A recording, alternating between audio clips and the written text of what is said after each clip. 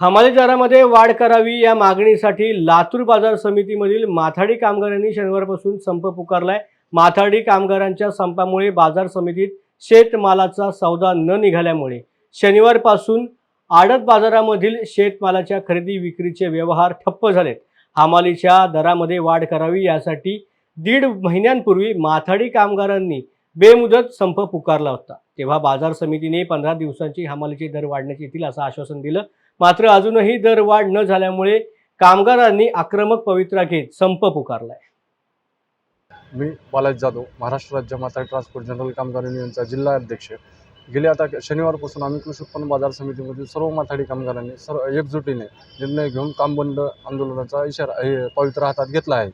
मागं पण आम्ही कामगाराच्या हमाली दरवाढीसाठी बाजार बंद केला होता। त्यावेळेस कृषी उत्पन्न बाजार समितीने आम्हाला असा शब्द दिला होता की बाबा 15 दिवसामध्ये तुम्हाला दरवाढीचा विषय मार्गी लावू।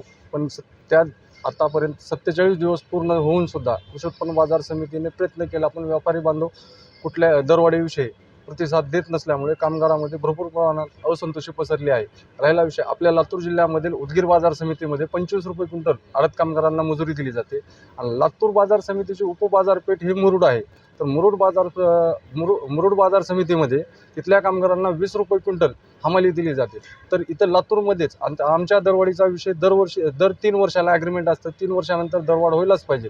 आता आमच्या दरवाढीची मुदत 2020 रोजी संपली आहे, आज 2024 चालू आहे। गेली 4 वर्ष झालं आम्ही कृषी उत्पन्न बाजार समितीकडे वारंवार पत्रव्यवहार करून दरवाढ मागत आहे, तरी पण आम्हाला दरवाढीसाठी वाट पाहावी लागत आहे। त्यामुळं सर्व कामगारांनी असा निर्णय घेतला आहे की जोपर्यंत कामगाराच्या हमालीमध्ये वाढ होणार नाही तोपर्यंत कुठलाही कामगार कसल्याही परिस्थितीमध्ये काम करणार नाही।